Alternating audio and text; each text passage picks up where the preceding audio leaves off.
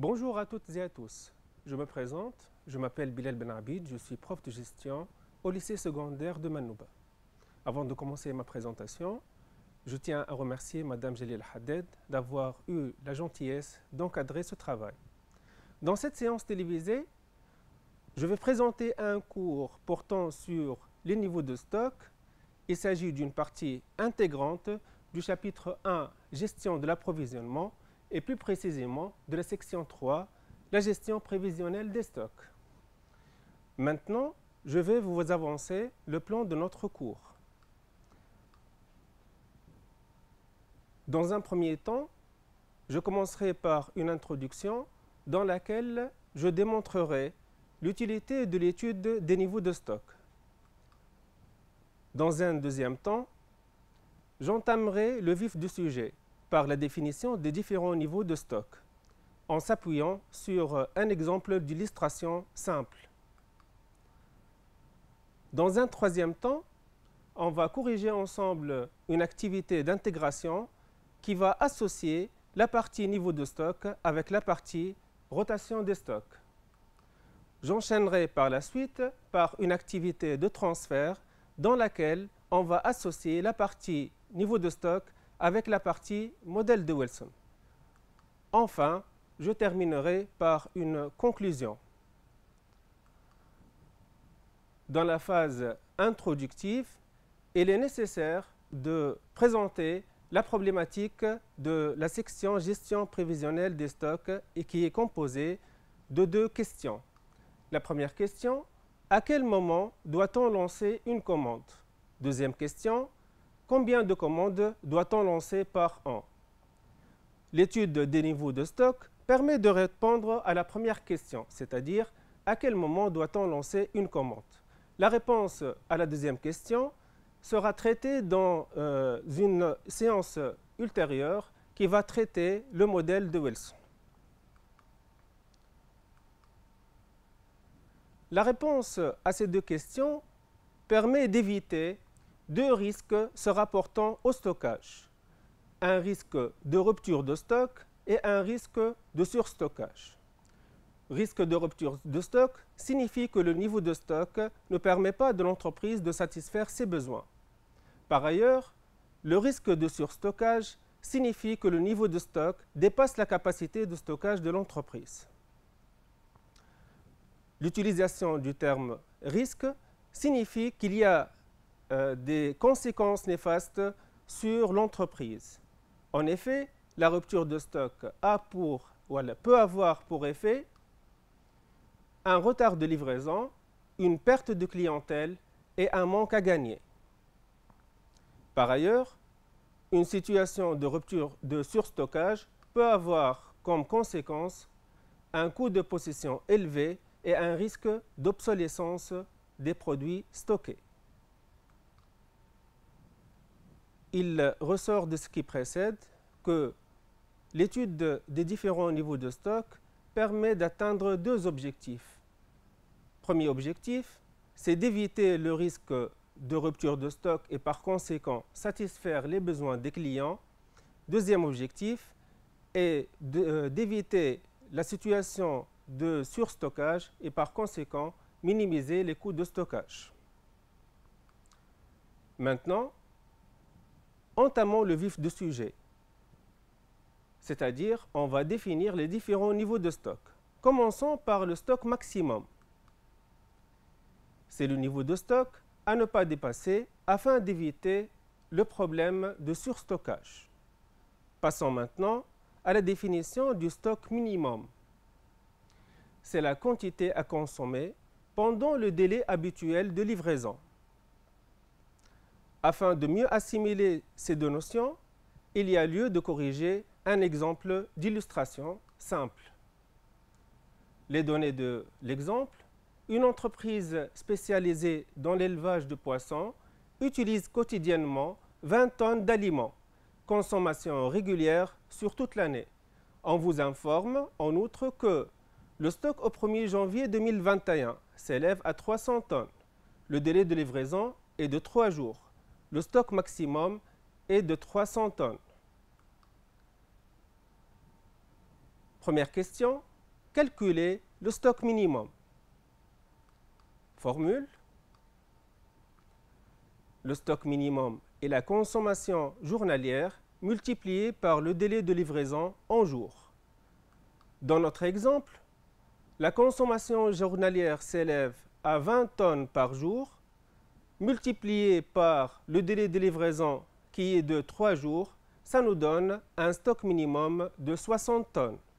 Deuxième question, déterminer la date de passation de la première commande.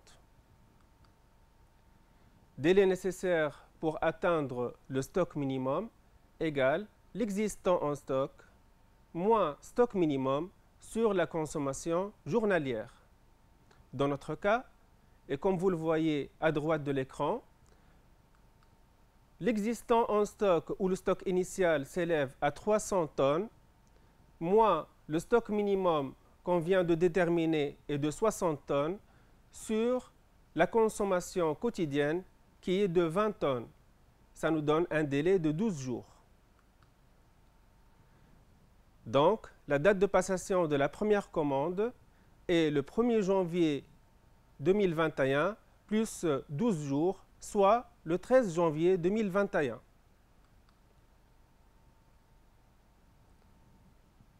Il s'agit là de la représentation graphique des niveaux de stock qu'on vient de déterminer. Dans cette courbe, l'axe des abscisses représente l'axe de temps en jours. L'axe des ordonnées représente le niveau de stock. Dans notre exemple, la courbe de consommation commence du stock initial qui s'élève à 300 tonnes et lorsqu'on atteint le stock minimum qui est de 60 tonnes, on doit lancer notre première commande, c'est-à-dire le 13 janvier. Après 3 jours, c'est-à-dire le délai de livraison convenu avec le fournisseur, on va recevoir notre première commande, c'est-à-dire le 16 janvier. Il est à noter que cette situation n'a pas pris en compte les risques inhérents au stockage, c'est-à-dire notre fournisseur peut nous fournir notre commande avec un retard de livraison. Deuxièmement, ou deuxième risque, l'entreprise peut consommer une quantité qui dépasse la consommation moyenne prévue, qui dans notre cas est de 20 tonnes. Pour cette raison, on doit avoir recours à un stock supplémentaire appelé stock de sécurité. Définition: c'est une quantité supplémentaire que l'entreprise doit posséder pour faire face aux imprévus, soit un risque de retard de livraison et un risque de surconsommation inattendue. On vous demande de calculer le stock de sécurité. Formule: le stock de sécurité égale consommation journalière fois le délai de retard de livraison en jours. Dans notre exemple, la consommation journalière est de 20 tonnes par jour fois le délai de retard de livraison qui est de 2 jours. Ça nous donne un stock de sécurité de 40 tonnes. Récapitulons.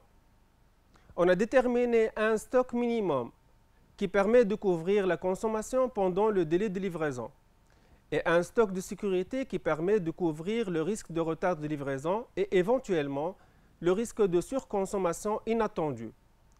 La somme de ces deux niveaux de stock nous amène à parler du stock d'alerte. Définition: c'est le niveau de stock à partir duquel on doit lancer une nouvelle commande. On vous demande de calculer le stock d'alerte. C'est la somme du stock minimum et le stock de sécurité qu'on vient de déterminer. Dans notre cas, le stock minimum est de 60 tonnes, le stock de sécurité est de 40 tonnes, ça nous donne un stock de sécurité, ça nous donne un stock d'alerte de 100 tonnes. Cinquième question. On vous demande de déterminer la date de passation de la première commande. Formule: délai nécessaire pour atteindre le stock d'alerte égale existant en stock moins stock d'alerte sur consommation journalière. Dans notre cas, l'existant en stock ou le stock initial s'élève à 300 tonnes, moins le stock d'alerte qu'on vient de déterminer et qui s'élève à 100 tonnes, sur la consommation journalière qui est de 20 tonnes, ça nous donne un délai de 10 jours. La date de passation de la première commande est le 1er janvier 2021 plus 10 jours, soit le 11 janvier 2021. Sixième question. Déterminer la date de réception de la première commande. Formule. La date de réception d'une commande est égale à sa date de passation plus le délai de livraison. Dans notre exemple, la date de passation de la première commande égale au 11 janvier 2021 plus 3 jours qui correspond au délai de livraison, ça nous donne une date du 14 janvier 2021. Septième question. Calculer la quantité par commande qui permet à l'entreprise d'atteindre le stock maximum. Q, c'est-à-dire la quantité par commande, égale stock maximum qui correspond à 300 tonnes, moins le stock de sécurité qu'on vient de déterminer et qui est égal à 40 tonnes, ça nous donne 260 tonnes par commande. Représentation graphique. Comme d'habitude, l'axe des abscisses correspond à l'axe de temps en jours. L'axe des ordonnées correspond au niveau de stock. La courbe de consommation en bleu. Le stock d'alerte en rouge est égal à 100 tonnes. Le stock de sécurité en vert est égal à 40 tonnes. Donc, la courbe de consommation commence à partir du stock initial qui s'élève à 300 tonnes. Lorsqu'on atteint le stock d'alerte qui est de 100 tonnes, on doit lancer notre première commande, soit le 11 janvier. Après 3 jours, qui correspond au délai de livraison, on va recevoir notre première commande, soit le 14 janvier. Et ça correspond à l'intersection entre la courbe de consommation avec le stock de sécurité. Admettons maintenant que notre fournisseur va nous livrer les biens commandés avec un retard de livraison d'1 jour. Et on vous demande de reconstituer la représentation graphique de la courbe de consommation et des différents niveaux de stock. On obtient cette représentation ou cette illustration. Donc, comme vous le remarquez ici, on va passer, comme d'habitude, notre commande lors de l'intersection de la courbe de consommation avec le stock d'alerte, c'est-à-dire le 11 janvier. Toutefois, dans cette situation, notre fournisseur, au lieu de nous livrer après 3 jours comme convenu, il nous a livré après 4 jours, c'est-à-dire avec un retard de livraison d'1 jour. De ce fait, au lieu qu'on reçoit notre commande le 14 janvier, on l'a reçue le 15 janvier, donc on était obligé de puiser dans le stock de sécurité une quantité égale à 20 tonnes.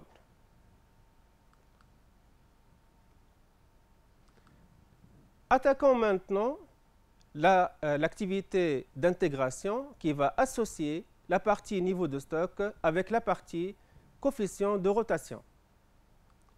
Les données de l'activité. On vous fournit le graphique suivant qui détaille l'évolution des ventes prévisionnelles des bavettes jetables par un importateur tunisien pour l'année 2021. Cette fois-ci, l'axe des abscisses ne représente plus l'axe de temps en jours, mais plutôt l'axe de temps en mois. Et l'axe des ordonnées représente les niveaux de stock. On remarque que dans cette activité, le stock initial égal au stock maximum égal à 4 millions de bavettes. On remarque aussi que le délai de réapprovisionnement est de 4 mois, c'est-à-dire 4 mois qui séparent le 1er janvier au 1er 5, le 1er 5 au 1er 9 et le 1er 9 au 31 12. Première question. Déterminer en prenant appui sur le graphique les ventes mensuelles et les ventes annuelles en quantité des bavettes. On remarque que le stock au 1er janvier 2021 s'élève à 4 millions de bavettes et le stock au 1er 5, c'est-à-dire après 4 mois et avant la réception de la commande, est égal à 0. De ce fait, les ventes mensuelles égale 4 millions moins 0 sur 4, c'est-à-dire qu'on a consommé 4 millions de bavettes sur une période étalée sur 4 mois. Ça nous fait un résultat de 1 million d'unités. Par conséquent, les ventes annuelles est égale à la consommation mensuelle fois le nombre de mois d'activité, c'est-à-dire 1 million fois 12, ça fait 12 millions d'unités. Deuxième question. Sachant que le délai de livraison est de 2 mois, déterminez le stock minimum et le stock d'alerte. Donc, le stock minimum, et comme vous le savez très bien, est égal à la consommation mensuelle fois le délai de livraison en mois. Dans notre activité, la consommation mensuelle s'élève à 1 million d'unités fois le délai de livraison qui s'élève à 2 mois, ça nous donne un stock minimum de 2 millions d'unités. Le stock de sécurité est nul d'après le graphique. Donc, le stock d'alerte égale au stock minimum égale à 2 millions d'unités. Troisième question. Déterminer à partir du graphique les dates de passation des commandes relatives à l'année 2021. Donc, les dates de passation des commandes correspondent au point d'intersection entre la courbe de consommation et le stock d'alerte qui s'élève à 2 millions de bavettes. Comme vous le voyez sur le graphique, les points d'intersection correspondent au 1er mars, c'est-à-dire il s'agit de la date de la première commande, de la passation de la première commande. La date de passation de la deuxième commande est le 1er juillet et la date de passation de la troisième commande est le 1er novembre. Partie B. On vous informe que les bavettes en stock au 1er janvier 2021 sont évaluées à 0 dinar 615 millim par unité. Le coût d'achat par unité est estimé à 0 dinar 600 millim pour tous les achats à effectuer en 2021. L'entreprise a opté à valoriser les sorties de stock selon le procédé premier entrée, premier sortie ou PEPS. Première question. Calculer le stock initial pour l'année 2021 en valeur. Le stock initial en valeur égale au stock initial en quantité qui s'élève à 4 millions de bavettes fois le coût unitaire qui est de 0 dinar 620 millim. Ça nous donne un résultat de 2 480 000 dinars. Deuxième question. Calculer le coût d'achat des bavettes à vendre ainsi que le stock final en valeur pour l'année 2021. Le coût d'achat des bavettes à vendre en 2021 est égal,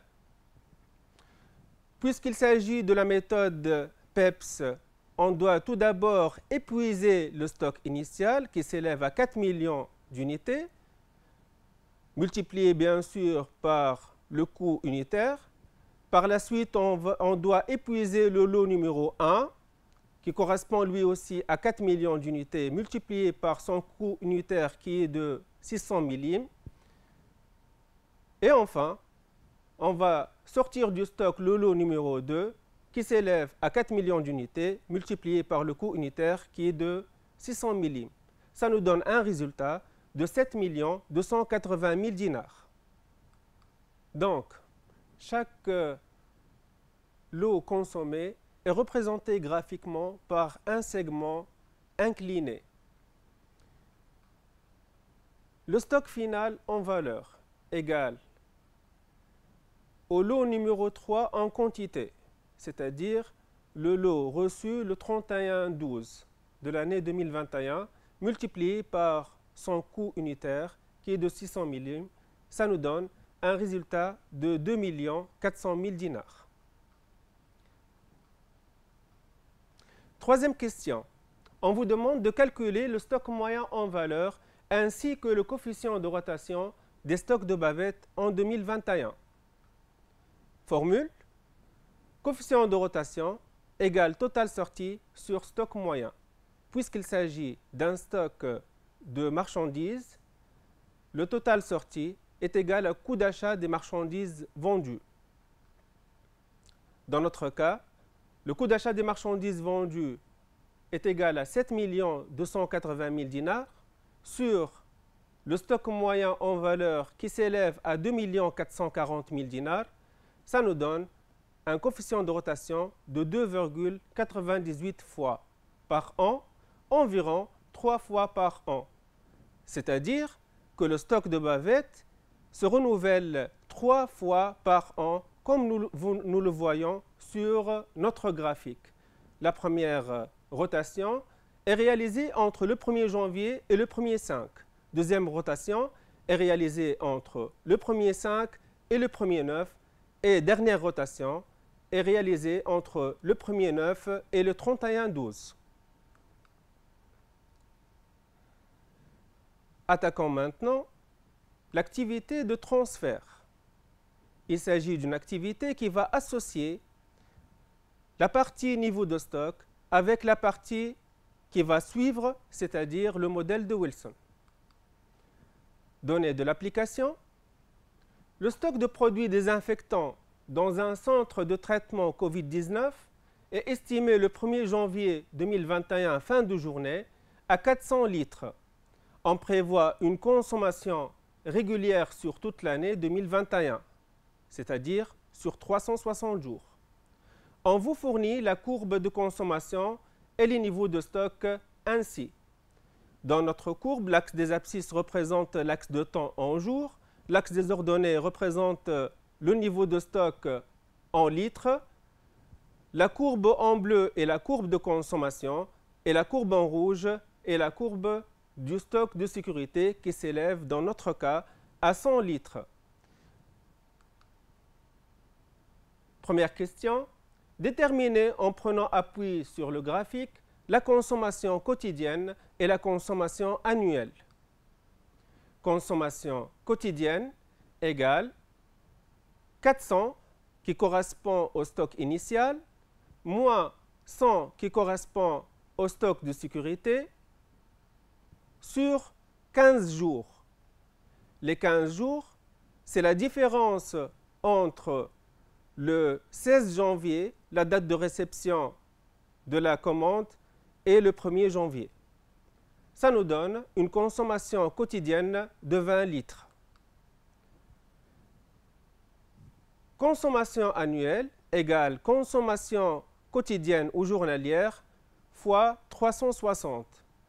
Ça nous donne 7200 litres par an.